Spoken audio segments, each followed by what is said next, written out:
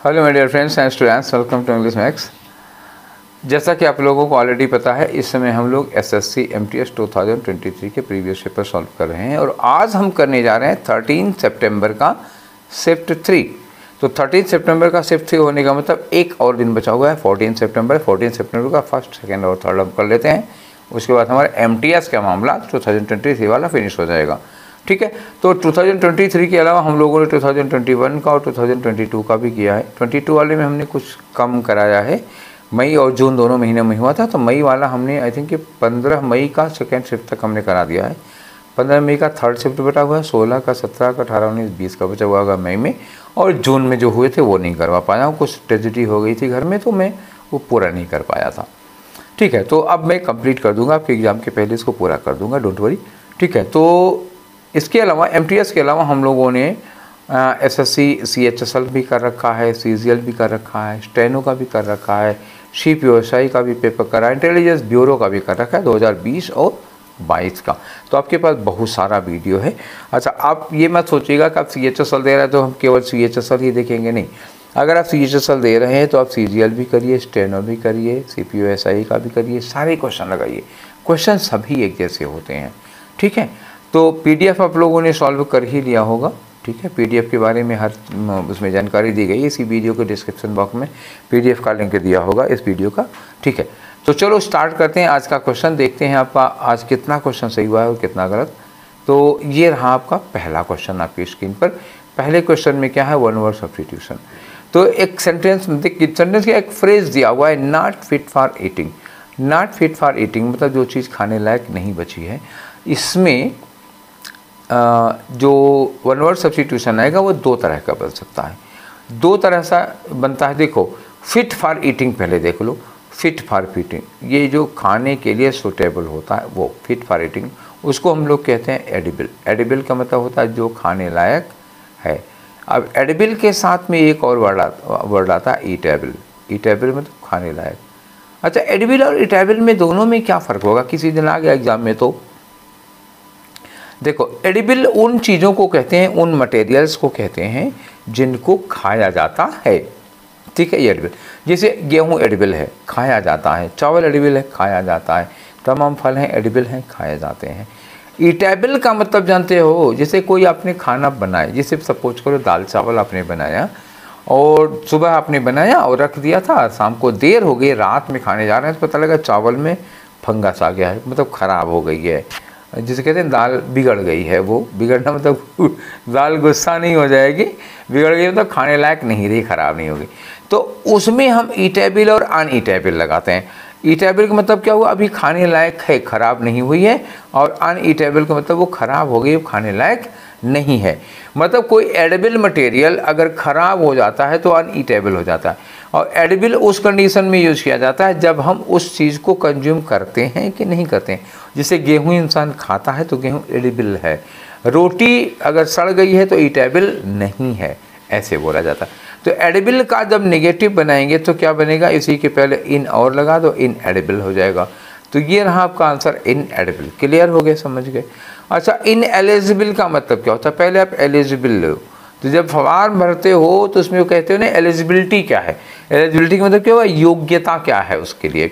और in eligible का मतलब क्या हुआ, जब आप उस पद के लिए योग्य नहीं हो, अयोग्य हो, तो इन एलिजिबल होता है ये। ठीक समझ गए।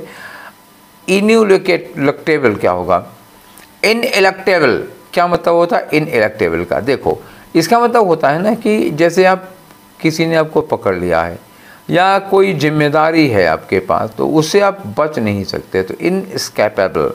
ठीक है, एस्केपेबल मतलब कोई ऐसी जिम्मेदारी जिससे आप बचकर निकल नहीं सकते, उसको कहते हैं इनइलेक्टेबल। और इनेप्ट का मतलब क्या होता है, अनस्किल्ड। कोई ऐसा आदमी जिसको कोई काम करने का सहूर नहीं होता, तरीका नहीं होता। ठीक है, सहूर सुने हो ये वर्ड, हाँ, मतलब फूहड़ आदमी जिसको कह सकते हो, वो इनेप्ट होता है।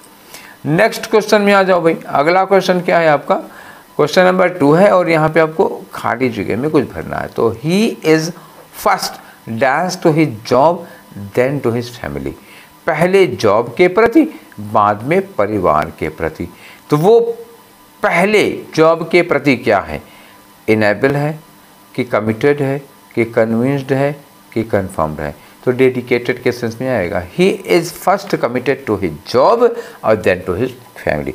पहले वो अपने काम के प्रति जिम्मेदार है, कमिटेड है, उसके बाद परिवार के प्रति। ठीक कोई कहता है पहले मेरा परिवार, नौकरी बाद में। ठीक, तो इनेबल क्यों नहीं लगेगा? देखो, इनेबल के बाद हम टू के साथ वर्ब की फर्स्ट फॉर्म लगाते हैं, जबकि यहाँ टू के बाद हिज जॉब लिखा हुआ है। अच्छा, committed to job, committed to career, committed to country, ये सब तो सही है, ये कमिटेड टू लगता है। कन्विंस्ड का मतलब होता है ना किसी को यकीन दिला देना, ये होगा, तो यहाँ लग नहीं पाएगा। कन्फर्म भी यहाँ नहीं लगेगा। नेक्स्ट क्वेश्चन में आ जाओ, क्वेश्चन नंबर 3। इसमें क्या करना है आपको? एरर एरर एरर, एक सेंटेंस है। अच्छा, इसमें कह रहे हैं कि कौन सा सेंटेंस है जिसमें एरर को रेक्टिफाई कर दिया गया, मतलब उस कमी को दूर कर दिया गया। तो पहले कमी ढूंढो तभी तो करोगे। ही is the better looking hero, the लगा हुआ है, द लगने का मतलब सुपरलेटिव हो जाएगा। या तो यहाँ लिखाओ he is the best looking hero, या लिखोगे he is a good looking hero. दो चीज़, अ गुड लुकिंग हीरो या the best looking hero in the entire film industry, छोड़ो उसको। तो he is the best looking hero, best looking hero मतलब क्या हुआ? सबसे अच्छा दिखने वाला, ये तो आंसर सही होगी। और देख लो, द बेस्ट लुकिंग हीरो, और देखना पड़ेगा, ही is the best looking hero in the entire film industry. ओहो, द बेस्ट लुकिंग हीरो के बाद मोर देन भी लगा हुआ है, गलत हो गया। मेरा पहला ऑप्शन क्या हो गया? गलत है, जो मैंने लगा दिया, पूरा पढ़े में ना लगा दिया। जब नीचे एक और मिला तब समझ में आया कि ऊपर वाले में कोई गलती है। ही is the best looking hero in the entire film industry, ये है सही। अच्छा, द गुड लुकिंग, गुड में पॉजिटिव डिग्री के पहले हम द नहीं लगाएंगे। यहाँ क्या होगा? यही गुड लुकिंग हीरो लग तो जाता, लेकिन अगर इसके पहले क्या लगा होता? अ गुड लुकिंग हीरो लिखा होता तब सही होता वो। क्लियर है? चलिए नेक्स्ट क्वेश्चन पे आते हैं, चौथे नंबर का क्वेश्चन। तो चौथे नंबर क्वेश्चन में वही दैट कैन सब्स्टिट्यूट अंडरलाइन किया, he is not going to call them. ठीक, he is not going to call them. पहले क्या लिखा? दे सेड दैट, ये क्या हो गया? स्टेशन हो गया। सेड रिपोर्टिंग, डायरेक्ट से इनडायरेक्ट है। रिपोर्टिंग क्या है? पास्ट में। दे सेड रिपोर्टिंग है, तो रिपोर्टिंग पास्ट में है, तो रिपोर्टेड किस में होना चाहिए? पास्ट में। अगर ये यूनिवर्सल ट्रूथ नहीं है तो he is not going to call them, ये कोई यूनिवर्सल ट्रूथ थोड़े ना है। तो यहाँ पे इज की जगह क्या होना चाहिए? वाज होना चाहिए। तो यहाँ क्या होगा? That he was not going to call them, तो ही रहेगा, तो दे तो हो नहीं सकता। सेल क्यों लगाओगे? सेड है तो इज का वाज हो जाना चाहिए। अच्छा, दे ये हो ही नहीं सकता, ही के साथ वाज लिखा है। अच्छा, not going to call them ठीक तो लग रहा है। He has not gone to, नहीं ये तो नहीं होगा, क्योंकि ही इज़ गोइंग का क्या होगा? ही वाज हो जाना चाहिए उसका। ठीक है ना? तो ही हैज़ नॉट गॉन, तो अब ये हैज़ लगाओगे ना तो प्रेजेंट नहीं हो जाएगा। आपको लग रहा होगा अरे सर हैज़ के साथ थर्ड फॉर्म तो लगे। अरे भाई थोड़ी देर सोचो, जब मैंने यहाँ कहा था कि ये सेड है, यहाँ इज नहीं होगा, वाज हो जाएगा, तो सेड के बाद हैज कैसे हो सकता है? हैड होता तो मैं आपकी बात को थोड़ी देर के लिए समझ भी लेता, अब फिलहाल नहीं समझना। अब आपको समझ में आ गया क्या गड़बड़ थी। चलिए नेक्स्ट क्वेश्चन में आ जाओ। अगला क्वेश्चन है आपका क्वेश्चन नंबर 5। देखो क्वेश्चन नंबर 5 में शकल देख के समझ में आ रहा होगा कि इसमें एरर बतानी है, तो चलो पढ़ते हैं। If he had paid attention to the announcement, इसके पहले भी मैं इफ़ वाला कई बार आप लोगों को बता चुका हूँ। ज़रा देखो, इफ़ के साथ अगर प्रेजेंट इंडेफिनिट है, ठीक, इफ़ के साथ प्रेजेंट इंडेफिनिट होगा तो आगे क्या लगेगा?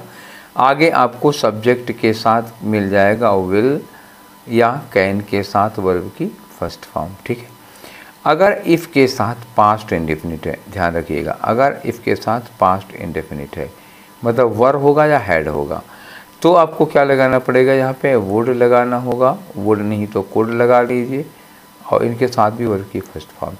और अगर इफ़ के साथ पास्ट परफेक्ट है, जैसा कि सेंटेंस में है हैड के साथ थर्ड फॉर्म, इफ़ के साथ पास्ट परफेक्ट, तो यहाँ जानते हैं क्या लगता है? यहाँ आपको लगाना पड़ता है वुड हैव, वुड हैव के साथ वर्ब की थर्ड फॉर्म, नहीं तो कुड हैव लगा लीजिए, वुड हैव, कुड हैव, उसके बाद वर्ब की थर्ड फॉर्म। तो यहाँ क्या लिखा? इफ़ देखो, इफ़ के साथ ही हैड पेड, पास्ट परफेक्ट है कि नहीं? तो यहाँ जो लिखा है ना ही हैड नॉट मिस्ड, तो ये जो हैड नॉट है ना बच्चा, इस हैड नॉट की जगह क्या होगा, he would not have missed the train. Clear हो गया कि नहीं, क्लियर हो गया। ठीक, यहाँ से देखो, अगर इफ़ के साथ पास्ट परफेक्ट है तो आगे वुड हैव के साथ थर्ड फॉर्म लगे। इफ़ के साथ क्या है, पास्ट परफेक्ट है तो आगे क्या होगा, हैड नॉट नहीं बल्कि वुड नॉट हैव, और उसके बाद बल्कि थर्ड फॉर्म। क्लियर है ना। कहाँ गलती हो गई है, गलती है तब क्या होगा, इफ़ ही हैड पेड, तो ये तो सही है, तो ही हैड नॉट, ये वाला गलत हो गया आपका ना। ठीक है, तो यही आंसर होगा। ठीक, आंसर कौन सा होगा, पहला वाला हो गया। चलो आगे आ जाओ। आप क्वेश्चन नंबर 6 में देखो क्या करा है, एंटोनिम बताना है किसका बेटा, अलाइन का। अलाइन का मतलब होता है ना मैच करता हुआ एकदम से। अलाइनमेंट नहीं होता जैसे हम लोग लिखते हैं तो एकदम लाइन सीधी होनी चाहिए ना, तो अलाइनमेंट होता है सीधी रेखा में लिखा जा रहा है। तो मतलब क्या हुआ, एकदम से टेढ़ा ओढ़ा नहीं हो रहा है। तो डिसरप्ट का मतलब क्या होता है, टेढ़ा ओढ़ा। डिसरप्ट होना मतलब होता है ना थोड़ा सा विचलित हो जाना, टेढ़ा मेढ़ा हो जाना, तो ये आ जाएगा। अलाइन क्या है, पोजीशन है। कोइंसिडेंस का मतलब क्या होता है, साथ में कोई घटना, ये साथ में कोई घटना, एक इत्तफाक जिसको कहते हो वो हो जाता है। सेंटर का मतलब बीच में हो जाएगा, तो अलाइन का सेंटर ये सब कोई मतलब नहीं हुआ, अलाइन का डिसरप्ट होगा। ठीक है, चलिए आगे आ जाओ। नेक्स्ट क्वेश्चन जो है आपका, आपको बताना है appropriate meaning of the idiom. और इडियम क्या है, चाइल्ड्स प्ले। चाइल्ड्स प्ले का मतलब क्या होता है, बच्चों का खेल। बहुत आसान, निहायत आसान कहते हैं, जैसे कि to solve this question is child's play for me. ये क्वेश्चन सॉल्व करना है, या to solve reasoning to settle puzzle is a child's play for me. तो ये बच्चों का खेल, मतलब कि वो बहुत आसान काम हो जाएगा। तो आसान काम, वीकनेस होगा नहीं, जस्ट बिहेवियर होगा नहीं, इन समवन्स रूल नहीं होगा, समथिंग वेरी इजी हो जाएगा, चौथा वाला। ठीक है, आगे चलें 8वें नंबर पे। आगे 8वें में क्या, स्पिल द बीन्स। अभी कल वाले में मैंने बताया था, ये आया था स्पिल द बीन, उस दिन आंसर नहीं था, ऑप्शन था। स्पिल द बीन में मैंने बताया था कि टू ओपन द सीक्रेट, कोई राज की बात है उसको आप क्या कर रहे हो, खोल दे रहे हो सबके सामने, तो टू ओपन द सीक्रेट हो गया, ये हो गया स्पिल द बीन्स। ठीक है, तो cry over split, cry over what is done, वही क्राई ओवर स्प्लिट मिल्क, मतलब का वर्षा जब किसी सुखानी। अभी आज भी आया था ये, तो इसको यहाँ पे कोई ज़रूरत नहीं है। To do things in fair way, to do things in fair way ये भी नहीं होगा, उचित ढंग से काम करना। टू टेल अ सीक्रेट, ये रहा आपका सीक्रेट, खोल देना, भेद खोल देना। ठीक है, आगे आ जाओ। नेक्स्ट में आ जाओ 9 नंबर पे। 9 नंबर में क्या करना है हमको, कि देखो लिखा है क्या, सब्स्टिट्यूट अंडरलाइन क्या, इन एनहांस। देखो इन के साथ वर्ब की फर्स्ट फॉर्म सवाल ही नहीं होता, इन के साथ सीधे वर्ब की एनजी फॉर्म लगती है। अगर इन ठीक है तो इन एनहांस एम्प्लॉयबिलिटी, ओहो चलो पढ़ लेते हैं। The development of skills can contribute to structural transformation and economic growth. जो डेवलपमेंट स्किल है, डेवलपमेंट ऑफ स्किल, जो मतलब स्किल डेवलपमेंट हो रहा है, वो कंट्रीब्यूट कर सकता है structural transformation and economic growth in enhance employability. ऐसे नहीं, तो ये साधन बता रहे हैं, ये क्या बता रहे हैं आपको, ये बता रहे हैं तरीका, साधन।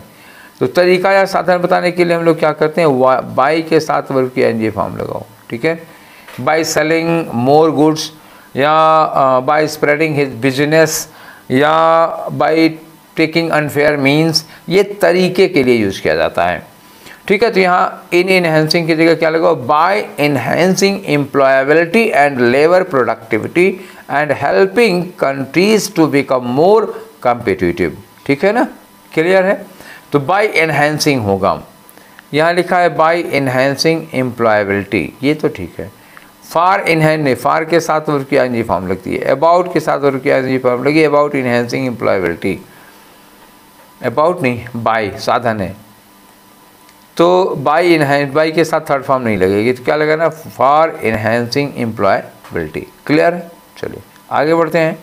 नेक्स्ट क्वेश्चन आ गया आपका क्वेश्चन नंबर 10। 10 में क्या करना है, देखो रेक्टिफाइज द स्पेलिंग। देखो एक वर्ड है आर्बिट्रेटर, ये अंडरलाइन किया हुआ है, इसी की 4 यहाँ पे 4 अलग अलग ढंग से स्पेल करके वर्ड रखे हुए हैं। आपको पता करना है कि which one of the following is correct spelled word. One of our colleagues had agreed to act as the arbitrator in finalizing the contract।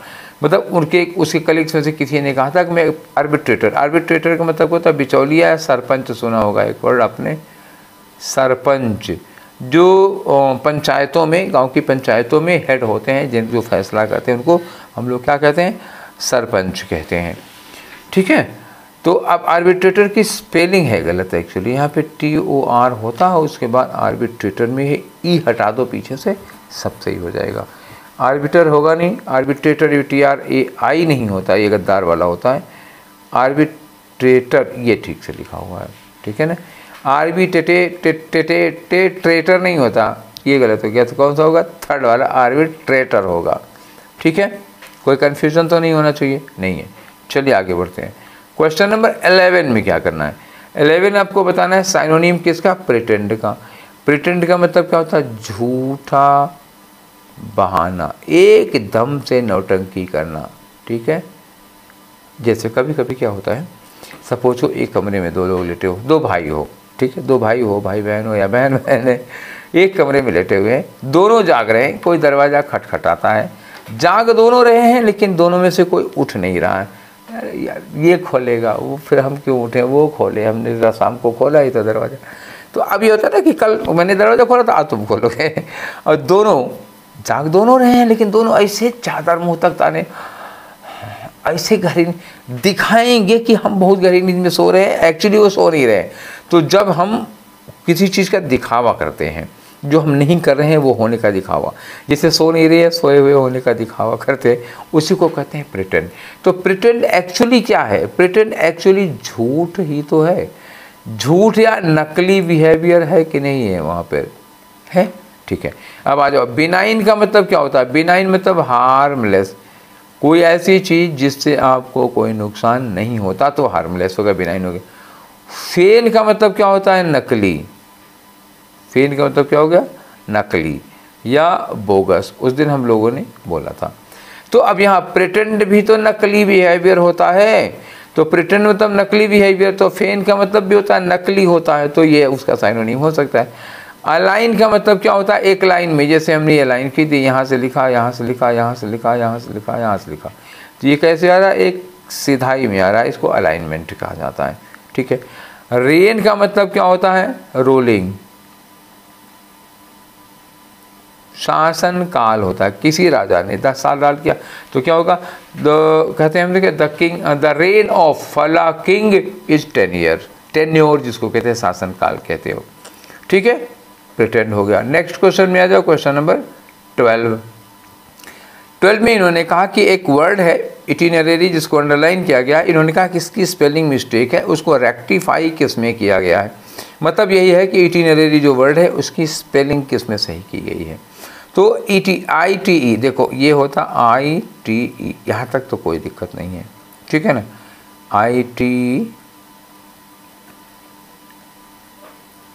ITI होगा, ITE तो नहीं होगा, ITI होगा, फिर NERARY, जमाल मतलब जो धोखा है वो कहाँ है, वो है NER में। ठीक है, तो पहले वाले में देखो यहाँ क्या है, NER होना चाहिए, एक गलती हो गई, और यहाँ पे I होना चाहिए था, यहाँ पे क्या होगा, इटिनरेरी, AR, यहाँ पे गलती हो गई। दूसरे में इटिनरेरी, ITINERARY, ठीक तो लिखा हुआ है इटिनरेरी। अब ये देखो ITI होना चाहिए था, ठीक है, ये गलती है, RE नहीं होना चाहिए था, यहाँ ITI होना चाहिए था, बाकी सब ठीक था। तो फाइनल स्पेलिंग कौन सी हो गई, सेकंड वाली हो गई, ठीक है, बाकी सब गलत हो गई। नेक्स्ट क्वेश्चन आ जाओ, 13 में क्या करना है, वही ग्रामेटिकल एरर। यहाँ चलो देखते हैं। अब याद रखना यहाँ पे रेक्टिफाई की गई है, ये रेक्टिफाई वर्ड ध्यान रखना।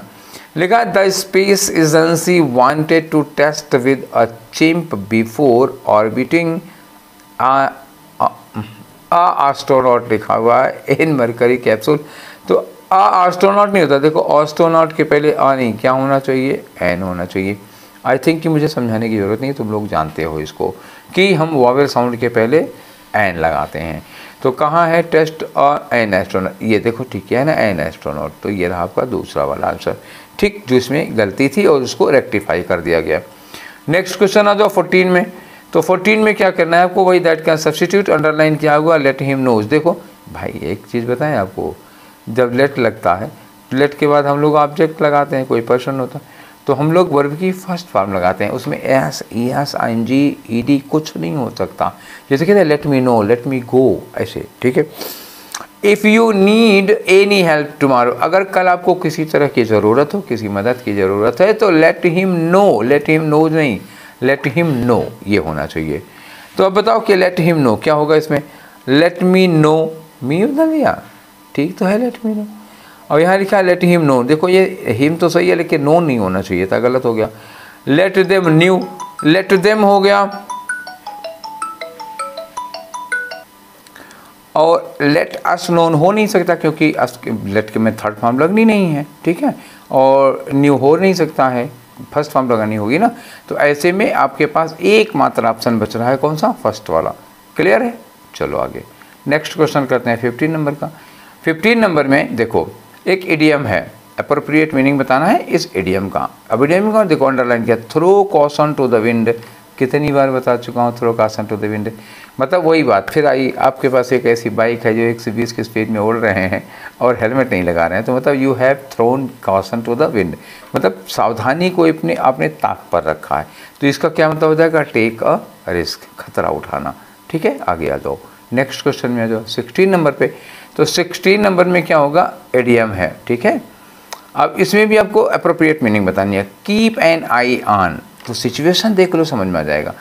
मदर रिक्वेस्टेड द नर्स, माँ ने, बच्चे की माँ ने नर्स से कहा कि keep an eye on, keep an eye on the baby while she went for tea, मैं चाय पीने जा रही हूँ तो बच्चे पर जरा नज़र रखना, ठीक है। तो इसका मतलब क्या होगा, देखो watch for the arrival and appearance, ना, watch and take care, yes यही होगा, watch and take care. Clear. तो चलो अब नेक्स्ट क्वेश्चन पर चलते हैं। अगला क्वेश्चन है क्वेश्चन नंबर 17। तो 17 में क्या, वही फिर दैट कैन सब्स्टिट्यूट। अब अंडरलाइन क्या होगा, लाइक्स इन वॉच, इनके बाद वर्ब की फर्स्ट फॉर्म नहीं लग सकती। Everyone likes in watch a magic show, likes के बाद देखो एक चीज़ हमेशा ध्यान रखना, जब लाइक हमारी मेन वर्ब होगी तो इसके बाद आप दो चीज़ें यूज़ कर सकते हो, या तो टू के साथ वर्ब की फर्स्ट फॉर्म लगा लो, या फिर सीधे वर्ब की आईएनजी फॉर्म, विदाउट इन वगैरह नहीं, ये सब कुछ नहीं होगा, सीधे he likes watching a magic show या he likes to watch a magic show. तो जो हमको ऑप्शन में मिल जाएगा वही ठीक है। लाइक्स, लाइक्ड तो काम हो जाएगा, लेकिन इनके बाद आईएनजी फॉर्म, इन नहीं लगाना, आईएनजी फॉर्म यहाँ पे लगेगी, इनके साथ आईएनजी फॉर्म लगती है, एक सेंटेंस गलत हो गया। लाइक्स टू वॉचिंग, टू के बाद आईएनजी फॉर्म नहीं लगेगी, गलत हो गया। लाइक्स इन वॉचिंग, मैंने कहा ना इन नहीं लगाना, सीधे जरन लगा, ही लाइक्स वॉचिंग। अब यहाँ लिखा लाइक्स टू वॉच, ये मिला हमको ऑप्शन, ठीक है, ये होगा लाइक्स टू वॉच। अच्छा लाइक में एस क्यों लगा, क्योंकि हमारा सब्जेक्ट क्या है, एवरीवन, एवरीवन है तो वर्ब सिंगुलर होनी चाहिए, वर्ब में एस लगेगा, चौथा ऑप्शन करेक्ट हुआ। नेक्स्ट आ जाओ 18 में। 18 में देखो क्या करना है कि जो अंडरलाइन किया हुआ है ना, अंडरलाइन, उसमें मिस स्पेल्ड वर्ड आपको छांटना है, ठीक, रेक्टिफाई नहीं किया गया, खाली गलत वर्ड छांटना है, सही वही नहीं किया गया है। तो एक वर्ड लिखा है फॉर एवरी एंडीवर, एंडीवर मतलब क्या होता है, उपक्रम, प्रयास, तो ये तो ठीक है। Career, in the area of career, ये भी ठीक है। एकेडमिक्स, एकेडमिक्स की भी स्पेलिंग सही है। It is a long arduous journey, arduous long journey है, तो आर्डुअस मतलब क्या होता है, कठिन, ये आर्डुअस क्या होता है, नॉट इजी, हार्ड, ठीक है, बहुत थकाऊँ। लेकिन ये आर्डुअस की स्पेलिंग गलत है, आर्डुअस में एक्चुअली होता ना ARDUOUS होता है, ठीक है, डी के बाद यू लगना चाहिए था। तो ये रहा आपका आंसर। नेक्स्ट ना जो अगला क्वेश्चन देखते हैं। 19 में क्या करना है, दैट कैन सब्स्टिट्यूट। अंडरलाइन क्या है, प्लेड इन द डर्ट, ठीक है ना, देख लेते हैं अभी। देखो अब चूंकि एंड के बाद प्लेड लिखा है तो अटका हुआ है मैटर, आगे बढ़ के देखो, लिखा Helena loves to dig and played. देखो एंड, दो वर्ब जुड़ी हुई हैं किससे, एंड के पहले क्या लिखा है, डिग, ठीक है, और यहाँ टू लगा हुआ, तो एंड के पहले लिखा है टू डिग, तो एंड के बाद भी क्या होनी चाहिए, वर्ब की फर्स्ट फॉर्म होनी चाहिए। तो ये एंड के बाद प्लेड नहीं होना चाहिए, क्या होगा, एंड प्ले, ये हो जाएगा। क्लियर है, प्ले लगाना, एंड के पहले फर्स्ट फॉर्म तो एंड के बाद भी फर्स्ट फॉर्म, क्योंकि ये जो टू लगा हुआ है ये डिग के लिए भी लगा है, ये प्ले के लिए भी लगा हुआ है। क्लियर है, तो to play in the dirt ये होगा, उसको धूल में खेलना अच्छा लगता है, बच्चे तो कहते ही हैं धूल में। 20 में आ जाओ। 20 में क्या है, साइनोनिम बताना है आपको किसका, टीडीएस का। टीडीएस का मतलब क्या होता है, बहुत ही मतलब ऐसे समझ लो ना, डल। डल का मतलब क्या हुआ, बहुत ही नीरस हो जाएगा। मोनोटोनस के लिए भी आप यूज कर सकते हो। मोनोटोनस का मतलब होता है जब एक रास्ता आ जाती है लाइफ में, जैसे मान लो कि 1 महीना भिंडी की सब्जी और आलू, सर भिंडी की सब्जी और रोटी खिलाई जाए 1 महीना, तीनों टाइम उब जाओगे, वो मोनोटोनस हो जाता है, उसी को कहते हैं टीडीएस, मोनोटोनस। वियरी, थकाऊं, कोई ऐसा काम जिसमें आप थक जा रहे हैं, ऊब हो जा रहे हैं, जिसको आपको करने का मन नहीं कर रहा हो। अब इसका साइनोनिम ढूंढो। डायनेमिक, डायनेमिक तो बहुत एनर्जेटिक हो जाएगा, नहीं लगेगा। हॉस्टाइल, दुश्मनी वाला हो जाएगा, नहीं लगेगा। ड्रियरी का मतलब क्या होता है, सूखा, रूखा, सूखा रूखा, जिसमें कोई रस ना हो। मोनोटोनस हो जाएगा, हाँ ये रहा आपका साइनोनिम। केयर फ्री पर्सन के लिए लगता है, थिंक के लिए नहीं लगता। अब आ जाओ ये रहा आपका पैसेज, लंबा चौड़ा पैसेज है आपकी बार, कोई बात नहीं, पढ़ते हैं। लिखा है कि there will only be 2 types of human being in the future. आने वाले समय में, फ्यूचर में, अब देखो पैसेज बड़ा खतरनाक है, सोच समझ के रहना, नहीं डर जाओगे। तो there will only be 2 types of human beings in the future. The minority मतलब कम लोग ऐसे होंगे, हैविंग इनॉर्मस ब्रेन, जिनका दिमाग बड़ा होगा, एंड डैश बॉडीज, और शरीर छोटा होगा। मतलब बड़ा सा दिमाग और शरीर छोटा सा होगा, एक कैटेगरी के वो लोग होंगे। एंड द मेजॉरिटी, ज़्यादा लोग कौन होंगे, विद टाइनी ब्रेन, जिनका दिमाग बहुत बड़ा, छोटा सा टाइनी होगा, और मस्कुलर बॉडी होगी, शरीर खूब हट्टा कट्टा लंबा चौड़ा, दिमाग पिद्दी भर का। और कम लोग, माइनॉरिटी में वो लोग होंगे जिनका दिमाग बहुत बड़ा होगा, शरीर पिद्दी भर का होगा, ऐसे समझ लो, ठीक। The size of average brain will dash diminish, जो एवरेज ब्रेन है, मतलब मीडियम साइज का जो ब्रेन है जैसे हम लोगों का है, वो धीरे धीरे खत्म हो जाएगा, ठीक है। तो यहाँ क्या होगा, धीरे धीरे, क्या निकला, धीरे धीरे खत्म हो जाएगा। Not because of our innate laziness, मतलब लेजीनेस के नाते नहीं जाएगा, बल्कि इसलिए जाएगा कि our concern about our physical appearance.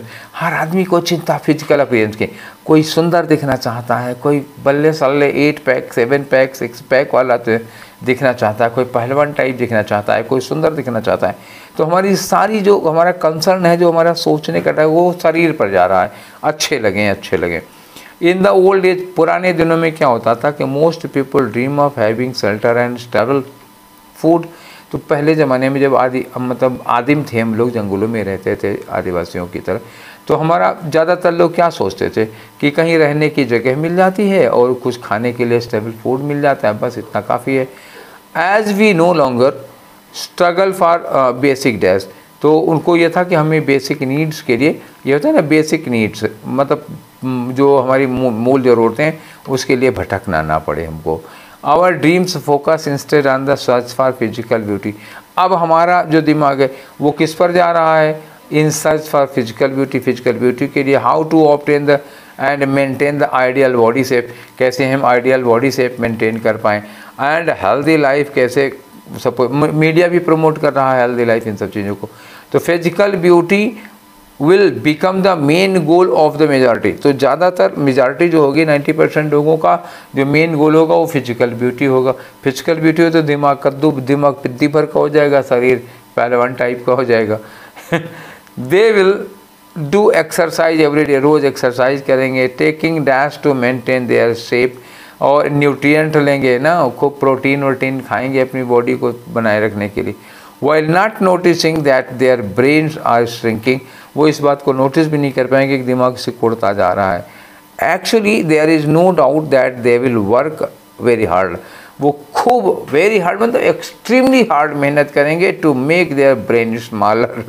अनजाने में, बिना जाने समझे, शरीर पर ज़्यादा फोकस करके दिमाग पर फोकस नहीं करेंगे और ब्रेन कम होता जाएगा, छोटा हो जाएगा, शरीर बड़ा होता जाएगा हाथी की तरह, ठीक है। चलो अब भरते हैं हम लोग। तो यहाँ फर्स्ट फिलर यहाँ क्या है, यहाँ क्या लगाओगे, तो जब आगे लिखा है दूसरी टाइप में, देखो मेजॉरिटी, ये दूसरा पार्ट ले लो, majority with tiny brain and muscular body, इसी का उल्टा ले लो यहाँ पे। यहाँ इनॉर्मस ब्रेन और टाइनी बॉडी, यहाँ पे बॉडी कैसी होनी चाहिए, छोटी होनी चाहिए, टाइनी, तो ये ले लो, टाइनी लिखा ही हुआ है, टाइनी ले लो। ऊपर उसी का उल्टा आगे लिखा हुआ है ना, तो जो छोटे के लिए इन्होंने वर्ड किया टाइनी, हम यही यहाँ पे ले लेंगे। अब मिल भी गया हमको ऑप्शन में तो बात ही खत्म हो गई। दूसरा है the size of average brain will dash diminish, धीरे धीरे जो एवरेज ब्रेन की साइज़ है वो धीरे धीरे घट जाएगी, ख़त्म हो जाएगी। तो प्रॉपरली ख़त्म हो जाएगी, स्लाइटली ख़त्म हो जाएगी कि ग्रेजुअली ख़त्म हो जाएगी? धीरे धीरे ख़त्म हो जाएगी, अप्रोप्रिएटली नहीं, धीरे धीरे ख़त्म हो जाएगी। नेक्स्ट क्वेश्चन पे आ जाओ। अगला क्वेश्चन है हमारा ये फिलर नंबर 3। तो इन्होंने कहा कि as we no longer struggle for the basic dash, हम अपनी बेसिक ज़रूरतों के लिए, रोटी के लिए, भोजन के लिए, मकान के लिए, इन सब चीज़ों के बेसिक नीड्स के लिए अब भटक नहीं रहे हैं। तो बेसिक नीड्स यहाँ लगाओगे। बेसिक नीड्स में क्या आएगा? नेसेसिटीज़ आ सकता है। आइडेंटिटीज़ बेसिक पहचान थोड़े ना, आइडेंटिटीज़ नहीं है ये, और फैसिलिटी भी नहीं है। एम्यूनिटीज़ का मतलब क्या होता है? वही एम्यूनिटीज़ मतलब फैसिलिटीज़, सुविधाएं। अगर फैसिलिटीज़ नहीं हो सकता तो एम्यूनिटीज़ भी नहीं हो सकता, दोनों नहीं। बेसिक सुविधाओं के लिए नहीं भागना, बेसिक नीड्स, बेसिक नेसेसिटीज़ की बात थी यहाँ पर। नेक्स्ट क्वेश्चन में आ जाओ 4 नंबर पे। देखो 4 नंबर की फिर यहाँ है taking dash to maintain their shape. इन्होंने कहा they will do exercise everyday, खूब एक्सरसाइज करेंगे। Taking dash to maintain their shape, body shape को मेंटेन करने के लिए ज़्यादा से ज़्यादा क्या लेंगे? प्रोटीन लेंगे। अक्सर लोग प्रोटीन लेते हैं। तो देखो क्या होगा? Taking preservative. क्यों भैया प्रिजर्वेटिव क्यों खाएंगे? प्रिजर्वेटिव मतलब गेहूं वगैरह जब हम लोग भंडारण करते हैं, गोदाम में रखते हैं, तो उसमें कुछ दवा डाल देते हैं ताकि गेहूं ख़राब ना हो। तो प्रिजर्वेटिव थोड़े ना खाएंगे वो लोग। तो प्रिजर्वेटिव खाने का कोई मतलब, एडिटिव से क्यों? एडिटिव मतलब होता है कोई चीज़ बना रहा है उसमें जो सामग्री डालते हो, जैसे चाय बना रहे हो तो उसमें चाय पत्ती डालते हो, चीनी डालते हो, वो एडिटिव कहा जाता है उनका। और न्यूट्रिएंट्स होगा या न्यूट्रिशन होगा? तो हम देखो क्या लेंगे? टेकिंग न्यूट्रिशन या न्यूट्रिएंट्स? तो होगा टेकिंग न्यूट्रिएंट्स, न्यूट्रिशन नहीं, ठीक है ना। पोषक तत्व तो न्यूट्रिएंट्स होता है, न्यूट्रिएंट्स पोषण हो जाएगा। तो थर्ड वाला सूटेबल होगा, टेकिंग न्यूट्रिएंट्स, पोषक तत्व, ठीक, न्यूट्रिएंट होता है। अब आखिरी में आ जाओ, ये 5वें नंबर पे लिखा है कि no doubt that they will work dash to make their brain smaller, खूब मेहनत करेंगे। तो दे विल वर्क क्या करेंगे? एक्सट्रीमली, सो या इम्पिसली या रेयरली। रेयरली तो होगा नहीं। और इम्पिसली का मतलब क्या होता है? शरारतपूर्वक, दुष्टतापूर्वक, ये नहीं आएगा। तो अब क्या लगाओगे? एक्सट्रीम, मैंने कहा था ना हद से ज़्यादा मेहनत करेंगे, खूब मेहनत करेंगे, तो एक्सट्रीमली लगा दो वहाँ पे। तो ये हमारा 25 क्वेश्चन फिर हो गया। कौन सा था ये? ये था 13 सितंबर का शिफ्ट 3, ठीक है ना। तो एक दिन का और बचा है 14 का, फर्स्ट सेकंड थर्ड शिफ्ट हो गई, काम खत्म। क्लियर है ना? ठीक है। तो ये सेशन आप लोगों को कैसा लगा अपनी राय दीजिएगा और दोस्तों के साथ शेयर करो। तो ये सेशन यहीं पर वाइंड अप करते हैं, फिर मिलते हैं हम लोग कल वाले सेशन में शाम को 7 बजे। Till then take care, thank you.